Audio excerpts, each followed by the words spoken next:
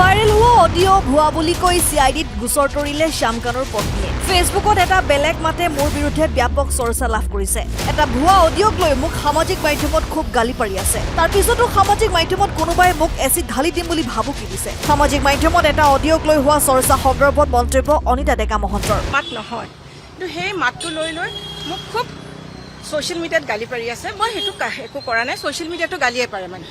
কিন্তু পৰহি মই দেখিছোঁ যে আপোনালোকৰ চেনেলবিলাকৰ মাধ্যমৰ মাজেৰেও এজন মানুহে পাৰ্থ গোস্বামী হয়, তেওঁ মানে একদম মোক জীৱনৰ মানে থ্ৰেট দিছে কি মোক আহিলে কাটি পেলাব লাগে, কাৰণ মই হাঁহিছিলোঁ হেনো। কিন্তু সেই অডিঅ'টো মই নহয়ে, সেইটো মাত মোৰ নহয়ে। আৰু মই 6 অক্টোবৰ তাৰিখে সেই অডিঅ'টো যে মোৰ নামত এজন মানুহে বেলেগৰ মাত এটা মানে কৰি আছে যে মই পুলিচত এটা কমপ্লেইন দিছিলোঁ। 9 তাৰিখে তেওঁলোকে মোক এখন ৰিচিপ্ট দিছিলে। মই CIDত কমপ্লেইন দিছিলোঁ, তেওঁলোকে সেইটো কমপ্লেইন ফৰৱাৰ্ড কৰিছিল পাণবজাৰ পুলিচত। কিন্তু মই সেইটোতে আচৰিত খাইছোঁ যে এটা ভুৱা এটা ফেক ভিডিঅ'ৰ ওপৰত মোক ইমান লাইফ থ্ৰেটেন কৰিছে। কোনোবাই কৈছে মোক এচিড ঢালি দিব, কোনোবাই কৈছে মোক পেট্ৰল ঢালি পুৰি দিব।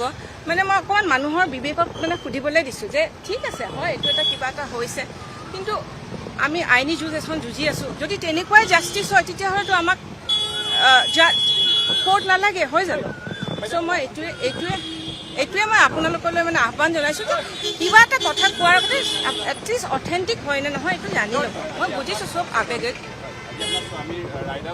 হয়, মই ভগৱানত এয়া ঈশ্বৰক প্ৰাৰ্থনা কৰিছোঁ যে যদি হয় সেইটোও আমি ল'ম, যদি নহয় সেইটোও আমি ভগৱানৰ আশীৰ্বাদ বুলিয়ে একচেপ্ট কৰি আমি নেক্সট যিটো ষ্টেপ ল'ব লাগে সেইটো ল'ম। মই আৰু একো নকওঁ নেকি, অকণমান মোৰ ভিতৰতে হয়। মই এতিয়াও কওঁ যে নিৰপৰাধী মানুহক নিৰ্দোষী মানুহজনক ইমান দিনে ভৰাই থৈছে। সেইটো মই বাৰে বাৰে ক'ম। যি জেগাত হৈছে এই ঘটনাটো ছিংগাপুৰত, তাতে কৈয়ে দিছে যে হয় এইটো মানে this is a case of there is no' foul play, is a case of accidental death.